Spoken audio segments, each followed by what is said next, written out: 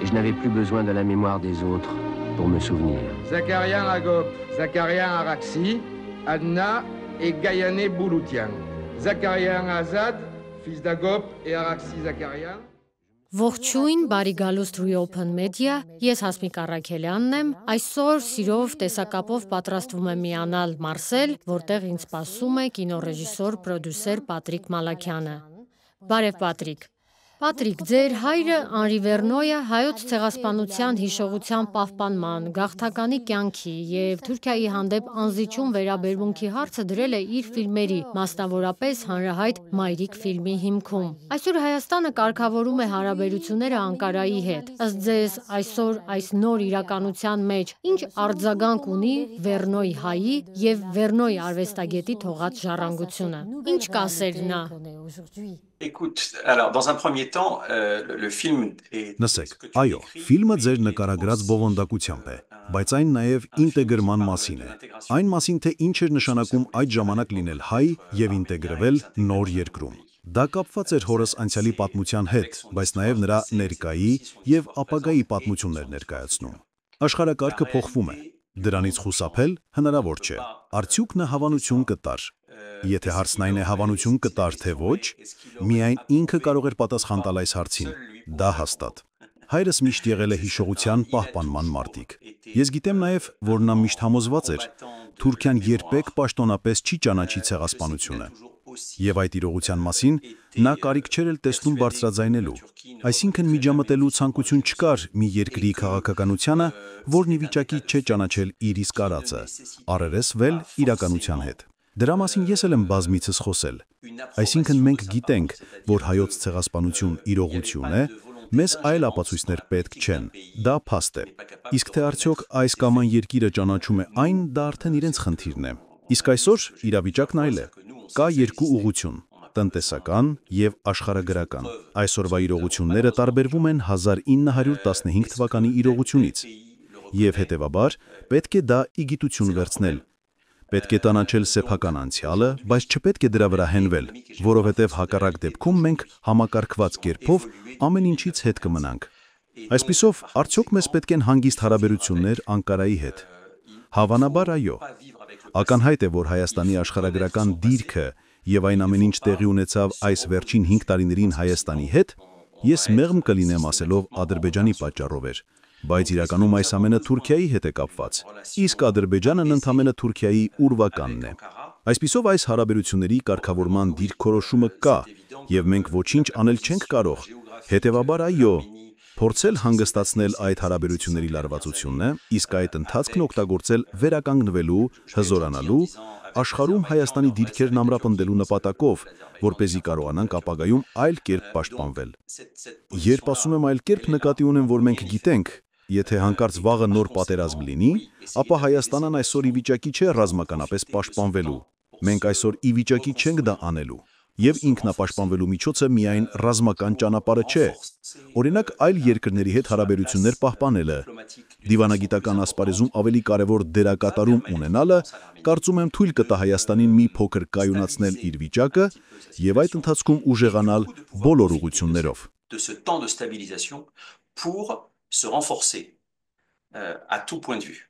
Իսկ ինչ կասես Հայաստանի կառավարության վերջին որոշման մասին մուտքի եւ ելքի կնիկներից Արարատ լեռան խորհրդանիշը հանելու վերաբերյալ։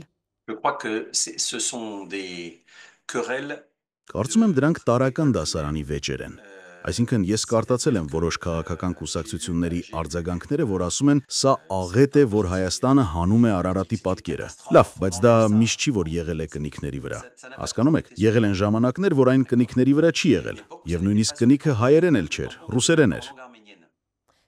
Կարծեմ 2005 թվականին է ներդրվել այն։ Այո,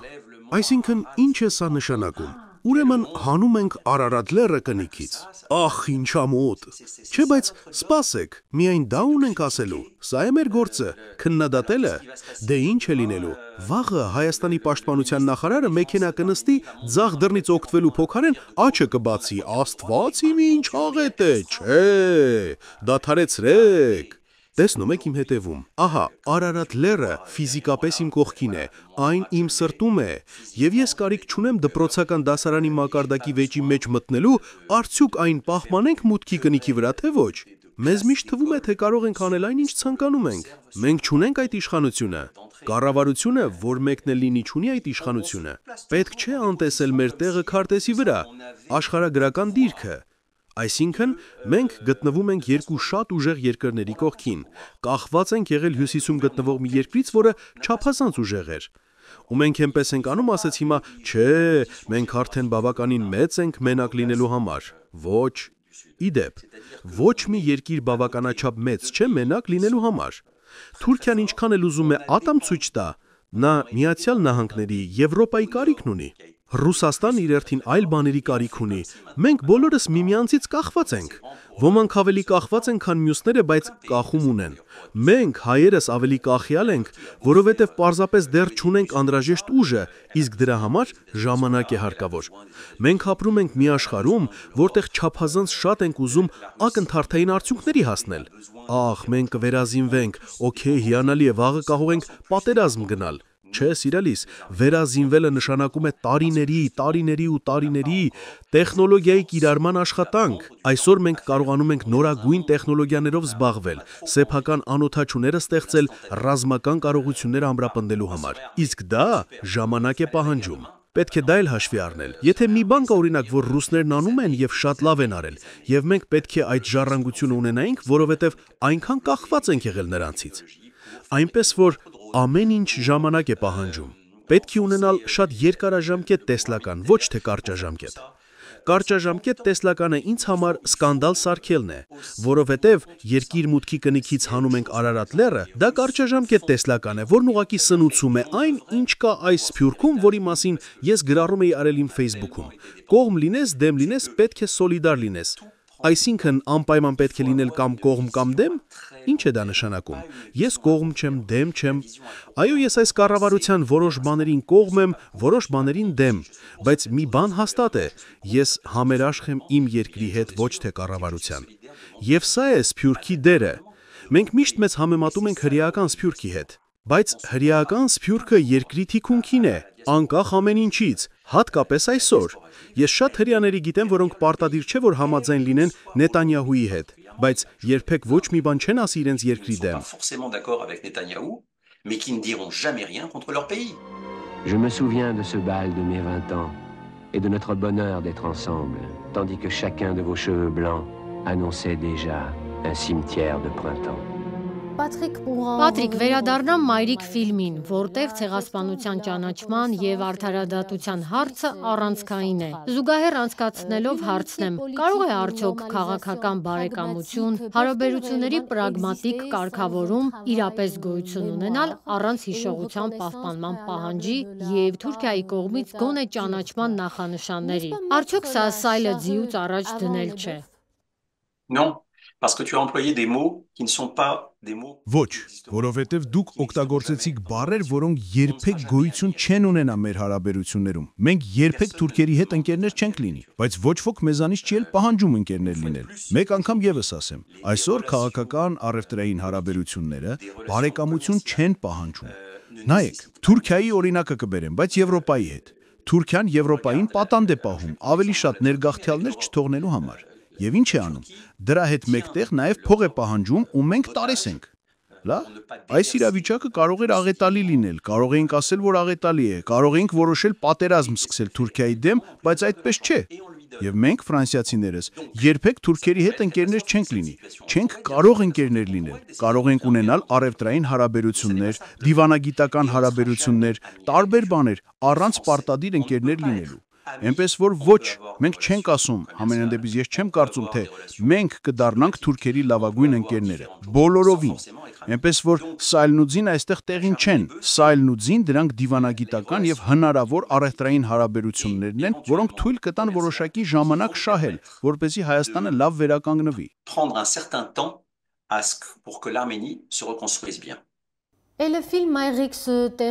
Մայրիկ ֆիլմն ավարտվում է կուրորեն հիշողության պահպանման և փոխանցման նոտայով։ Թուրքիային ձեռք մեկնած Հայաստանի քաղաքականության համատեքստում, եթե 2025 թվականին մի վերջաբան գրեիր, ապա ինչպես կպատկերացնեիր Ազատ Զաքարյանի կերպարի, այսինքն ձեր և ձեր հոր ալտեր էգոյի ներքին երկընտրանքը։ Un soulagement de dire que aujourd'hui Թեթևացում, ասել որ այսօր կարծում եմ ամբողջ աշխարհը եւ ես մարդկանց մասին եմ խոսում, խաղաղություն է ուզում, որ խաղաղությունն իր գինն ունի, ինչպիսին էլ այն լինի, բայց մենք խաղաղությունն է, որ մենք ուզում ենք։ Մենք չենք կարող մի արտահայտություն կիրառեմ, քանի որ ինչպես տեսնում եմ, սիրում եք արտահայտություններ օգտագործել։ Մենք չենք կարող եւ գայլին կուշտ պահել եւ ոչխարը ողջ մնա։ Ժամանակ է գալիս, երբ ընտրություն պետք է կատարել։ Մեր ընտրությունը կարող է մեզ տանել պատերազմի, եւ եթե դա ճանապարհն ընտրենք, ես համոզված եմ կկործանվենք։ Իսկ մյուս ընտրությունը կարող է մեզ խաղաղություն բերել, եւ որպեսզի դա տեղի ունենա, պետք է զիջումների գնալ իհարկե։ Մեր արած զիջումները քիչ թե շատ մեծ են կախված երկրի ուժից, բայց երկրի ուժը ձեռք է բերվում ժամանակի ընթացքում։ Այսօր իմ գաղափարն այն է, որ Հայաստանը պետք է քիչ-քիչ ուժեղանա բոլոր մակարդակներում, որպեսզի կարողանա մի փոքր ավելի կշիռ ունենալ։ Իսկ ամենակարևորը խաղաղությունն է, կամ խաղաղություն, կամ պատերազմ, ինչպես կուզեք։ ou la paix ou pas la guerre, comme tu veux. Նախընտրության հարց է։ Լավ, իսկ ինչով է այսօր զբաղված Պատրիկ Մալաքյան ռեժիսորն ու արվեստագետը։ Écoute, je suis sur plusieurs projets, je développe Մի քանի նախագծերի վրա եմ աշխատում։ Մի պրոդյուսերի համար հեռուստաֆիլմ եմ մշակում, մի քանի մասից բաղկացած սերիալ նկարահանելու շուրջ բանակցություններ եմ վարում։ Եվ փորձում եմ նաև մի կոմիքս ադապտացնել ֆիլմի համար, որի գործողությունները ի դեպ մասամբ կծավալվեն Ֆրանսիայում, մասամբ Հայաստանում։ Եվ մի բացառիկ նորություն հայտնել։ Աշխատում եմ Մայրիկ ֆիլմը մյուզիկլի վերածելու վրա։ Ինչպես միշտ Արման Ջուլհակյանի հետ եմ աշխատում։ Սա արդեն աշխատանք էլ չէ, ընտանիք ենք դարձել։ Հիանալի է, իսկ ինչի մասին է այդ կոմիքսը։ Ah, c'est un thriller très noir sur Ահ, դա շատ մռայլ թրիլլեր է։ Մի ֆրանսիական զույգի պատմություն, որի կինը հայ է։ Նրանք իրենց մեղրամիսն անցկացնելու են գնում Հայաստան, եւ ողբերգություն է տեղի ունենում։ Նրանք վերադառնում են եւ փորձում մոռանալ այդ ողբերգությունը, բայց ցավոք այն նրանց հետապնդում է։ mais malheureusement ce drame va les rattraper. Եվ դու ես սցենարիստը։ Alors, oui et non, puisque Դե c'est adapté d'une համ bande dessinée. այո եւ համ ոչ, քանի որ այն ադապտացված է կոմիքսից։ Մշակում եմ մեկ այլ սցենարիստի, Բեռնար Ժանժանի հետ միասին։ Իսկ երբ կտեսնենք այդ աշխատանքի արդյունքը։ Դե գիտես, ես ցավոք այնպիսի մասնագիտություն ունեմ, որը լիովին անկանխատեսելի է եւ կարող է տևել ինչպես 2 շաբաթ, այնպես էլ 2 տարի։ Այո, իհարկե, իսկ ինչ վերաբերում է Մայրիկի հնարավոր շարունակությանը։ Mais ça c'est autre chose. Բայց դա լրիվ այլ բան է։ Դա նախ եւ առաջ իմ ցանկությունն է շարունակել կենթանի ներկայացումներ բեմադրել, որովհետեւ շատ եմ սիրում բեմադրություններ անել։ Եվ հետո մնայում է, քանի դեռ արհեստական բանականությունը մեզ ամբողջությամբ կուլ չի տվել, դա հնարավոր չի փոխարինել։ Այնպես որ ես ունեմ այս սերը կենթանի ներկայացման հանդեպ, հանդիսատեսի հետ շփման հանդեպ, բեմում աշխատող արտիստների հանդեպ, ինչը ստեղծագործման միանգամայն այլ գործընթաց է, ֆինանսավորման լրիվ այլ գործընթաց, որը բարդ է, քանի որ մեզանում մյուզիկլ բեմադրելը մեծ ֆինանսներ է պահանջում, այնպես որ դա էլ ժամանակ կպահանջի։ Առավելությունն այն է, որ բովանդակությունը գիտենք, ինչը դիտելու ցանկություն լառաջացնի, որովհետև ինչպես ասացի, մենք իհարկե խոսում ենք հայոց ցեղասպանության մասին, բայց ամենից շատ խոսում ենք ինտեգրման մասին, ինչը հատկապես արդիական թեմա է, այնպես որ կապրենք կտեսնենք։ Je te tiendrai au courant. Շնորհակալություն, եւ ես առաջինը կլուսաբանեմ այն։ Իդեպ քո ձեռքին հայերեն տառեր նկատեցի։ Ինչ է այնտեղ գրված։ Իմ դաջվածքները։ Այո, դաջվածքները։ Alors, Դե այս կողմում հայրս է, հայկական ծագմանք։ qui est d'origine arménienne donc. Մի կյանք։ Իսկ այս կողմում մայրս է, որը ֆրանսուհի է, եւ գրված է մի հնարավորություն, որովհետեւ ես հավատում եմ, որ մենք ունենք միայն մեկ կյանք եւ մեկ հնարավորություն։ Հիանալի է, ուրեմն պետք է վայելել։ Շատ շնորհակալ եմ, սիրելի Պատրիկ։ Իսկ կա մի բան, որ կուզենայիր հավելել։ J'espère simplement que l'évolution qu'il y a, parce qu'on est toujours en évolution. Ես պարզապես հույս ունեմ, որ այն էվոլյուցիան, որն ընթանում է աշխարհում, կստիպի ամբողջ Սփյուռքին եւ հատկապես Ֆրանսիայի Սփյուռքին, որովհետեւ ակնհայտորեն դա է ինձ ամենաշատը հուզում, գիտակցել, որ երկրի հետ համերաշխ լինելը չի խանգարում կողմ կամ դեմ լինել կառավարության որոշումներին։ Դա է ամենակարևորը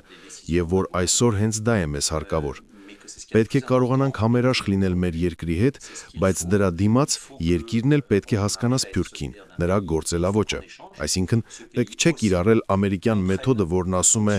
դա այնտեղ այդպես է աշխատում, ուրեմն ամենտեղ նույն ձևով կանենք։ Ոչ, ֆրանսիական Սփյուռքը բացարձակապես չի գործում ռուսականի նման, որն իր հերթին չի աշխատում ամերիկյանի կամ արգենտինականի նման։ Յուրաքանչյուր երկրի հայկական Սփյուռք այլ կերպ է գործում։ Այնպես որ պետք է դա հաշվի առնել եւ պետք է իսկապես դռներ բացել եւ ոչ միայն խոսքով, որովհետեւ կարծում եմ Սփյուռքը հսկայական դեր ունի խաղալու հենց այս երկրի հզորացման գործում, անկախ կառավարությունից։ Justement dans le renforcement de ce pays, quel que soit le gouvernement. Merci beaucoup. Շատ շնորհակալ եմ, Պատրիկ։ Ես եմ շնորհակալ, Հասմիկ։ J'avais le plaisir d'interviewer le Իմ հյուրը ռեժիսոր, պրոդյուսեր Պատրիկ Մալաքյանն էր։ Ցտեսություն։